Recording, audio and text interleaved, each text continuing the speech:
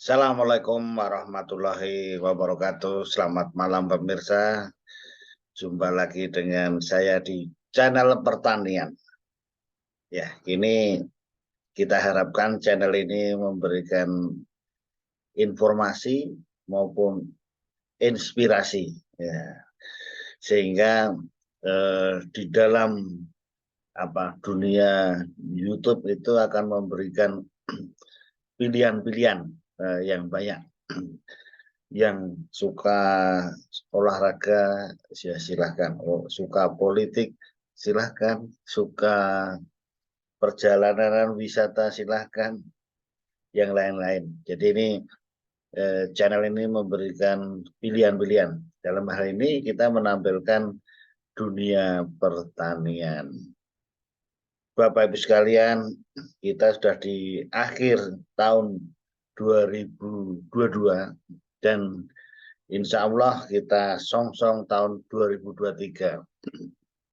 Memang banyak yang meramalkan tahun 2023 itu tidak baik-baik saja, sehingga banyak negara yang mengalami resesi. Kita harapkan Indonesia tidak tentunya, meskipun terjadi pelambatan pertumbuhan ekonomi. Bapak Ibu sekalian, pertanian tetap memberikan kontribusi yang besar bagi negara Indonesia, yang memberikan kontribusi pertumbuhan positif tentunya. Ya, salah satu yang cukup signifikan memberikan kontribusi itu adalah kelapa sawit. Ya, jadi yang lain-lain juga memberikan sih, ya gitu. Oleh karena itu secara umum pertanian ini ke depan akan kita lihat apa saja masalah yang dihadapi. Salah satunya adalah pupuk sekarang ini yang dikeluhkan para petani semua, itu rata-rata masalah pupuk. Di samping pupuknya sudah mahal dan kadang ketersediaannya tidak ada. Apalagi yang akan kita bahas ini adalah pupuk bersubsidi. Ya, pupuk yang pembuatan dan atau pengadaannya dan distribusinya dibantu oleh negara, nah, gitu. Sehingga tentunya pupuk subsidi ini menjadi lebih murah tentunya. Oleh karena itu akan kita lihat ke depan bagaimana pupuk perpupukan yang ada di Indonesia. Nah, kita membaca beberapa berita yang sudah saya rangkum. Ke depan itu pupuk bersubsidi itu berkurang. Kalau di tahun ini kan ada jenisnya, ada urea, NPK, kemudian ZA, SP36, dan pupuk petroorganik atau pupuk organik yang padat maupun yang cair. Tetapi menurut berita yang ada, data yang ada, tahun depan tinggal pupuk urea dan pupuk NPK. Pupuk NPK. NPK-nya ada 2 ya. Jadi Bapak Ibu sekalian, nah itu sekarang kita lihat pupuk subsidi tahun depan itu apa saja dan berapa jumlahnya. Ini yang perlu kami sampaikan, dan nanti terakhir tentunya bagaimana kita mengantisipasi itu. Ya, ini kaitannya dengan background video, ada kaitannya dengan pupuk itu sendiri. Nah, nanti kita lanjutkan. Coba kita lihat tahun 2023 itu mengenai masalah pupuk bagaimana. Coba kita lihat berapa yang disediakan untuk pemerintah. Jadi tentunya pupuk bersubsidi ini, ya, itu tadi sudah kita jelaskan. Jadi yang mendapatkan tentunya petani kecil itu ya luas lahannya nggak luas, ya, mungkin 2 hektar dan bergabung dalam kelompok serta terdaftar dalam daftar yang ada itu. Ya. Jadi itu yang kami sampaikan tadi. Kalau tahun 2022 itu yang termasuk pupuk subsidi adalah urea, NPK, NPK kakao yang komposisinya di atas itu ada, kemudian SP36, ZA maupun organik tadi. Tetapi untuk tahun 2023 ini menurut berita yang ada, itu tinggal urea dan NPK. Jadi NPK kita bagi menjadi dua, NPK yang 15, 15, 15 dan yang 20, 10, 10. Jadi total dari pupuk itu totalnya adalah 9.013.076 ton. Nah, terdiri dari urea yang diberi subsidi jumlahnya 5.570.330 ton.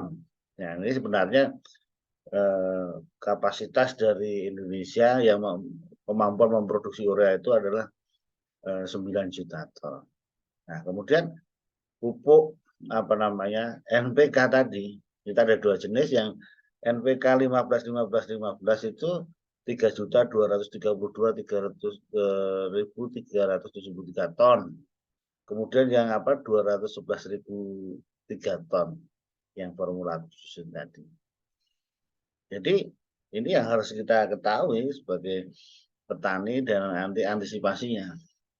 Kadang jadi di lapangan kan kita sulit mendapatkan pupuk bersubsidi ini.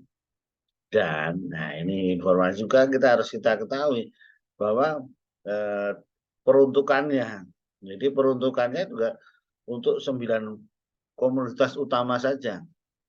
Yaitu untuk tanaman pangan adalah pajale, padi, jagung, kedelai, kemudian hortikultura itu adalah cabai, bawang merah, dan bawang putih, serta untuk tanaman perkebunan adalah tebu rakyat, kopi, dan kakao. Jadi yang lain tidak dapat. Inilah total dari pupuk bersubsidi tahun depan. Nah, tentunya selain pupuk subsidi juga tersedia sebetulnya pupuk non subsidi. Ya, tentunya lebih mahal. Ya. Oleh karena itu kita dalam mengantisipasi ini kita juga harus secara kreatif bagaimana mengantisipasinya. Ya, jadi yang kita sampaikan yang sering tersedia di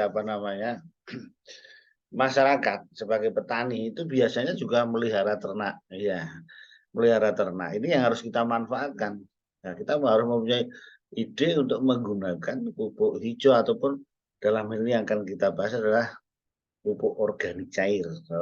Pupuk organik cair yang menggunakan urin dari ternak yang kita fermentasi menjadi biourin. Jadi kenapa biourin ini? Nah, gitu ya, ini yang tersedia di petani selain bercocok tanam atau perkebunan atau biasanya melihara ternak. Baik itu kambing, sapi, domba, ya kan, maupun kelinci. Ya. Ya ini kita sampaikan bahwa kandungan meskipun tidak seperti yang pupuk itu yang anorganik tadi yang 15-15, tapi ini di alam kita juga sudah ada. Jadi di dalam biurin, nah itu yang paling tinggi memang untuk urin kelinci, N-nya bisa 4%, P-nya 2,8%, K-nya K2O-nya 1,2%. Kalau untuk sapi, nah, itu lebih rendah, N-nya 1,21%, P-nya 0,65%, K-nya K2O-nya 1,6%. Kemudian untuk kambing, ya itu N-nya 1,47%, P-nya P205 0,05, kemudian K2O-nya 1,96%. Artinya ada, memang yang paling baik kelinci. Ya. Tetapi harus kita kita usahakan yang tersedia di sekeliling kita kita proses menjadi biourin. Ya, pupuk organik cair biourin. Nanti kita bahas secara singkat bagaimana memanfaatkan biourin ini yang kita gunakan. Ya ini kan kalau kelinci itu CN organika bisa 10-12% ya. Inilah apa namanya, kita harus mengantisipasi pupuk tadi. Kalau di sekitar kita ada ya kita manfaatkan pupuk organik. Nah ini yang kita bahas adalah sekarang adalah pupuk organik cair menggunakan ini di background ini biourin. Jadi Bapak Ibu sekalian petani yang memelihara ternak sapi, tadi kambing atau bahkan kelinci itu bisa dimanfaatkan urinnya. Nah, urinnya. Nah, jadi yang penting kami sampaikan di sini jangan menggunakan urin secara langsung juga nanti tanamannya mati gitu. Tanaman kalau kita pipisi, kita kencing juga mati lah, panas karena mengandung amonia. Ya kan? Oleh karena itu nanti teknologinya menghasilkan biourin bagaimana? Yang pertama, jadi kan misalnya kita membuat pakai drum ya. Nah, pakai drum kita tampung itu urinnya pipisnya itu biasanya dibuang ini. Masyarakat ini kan biasanya petani peternak dibuang saja. Oleh karena itu bisa bikin tampungan baik kalau kambing yang kandangnya panggung bisa didesain dan nanti bisa mengumpul. Atau kalau itu tidak ada pakai tadi tong, pakai drum. Nah, misalnya masukkan dalam kita saring dulu, masuk di dalam drum 200 liter misalnya. Ya, kemudian bagaimana membuatnya? Sederhana sebetulnya. Yang penting niat mau digunakan. Ya, setelah 200 saring masuk 200 liter ya. Kemudian kita campur dengan empon-empon. Itu bisa serai dicacah atau di blender. Kemudian ya secukupnya. Kemudian lengkuas atau kunyit. Ini supaya apa? Supaya tidak pesing kali lah, bau kali. Kemudian membantu fermentasi nanti. Berikutnya masukkan, campur ya kan. Nah, kemudian apa caranya? Nah, itu dimasukkan molase atau gula. Ya.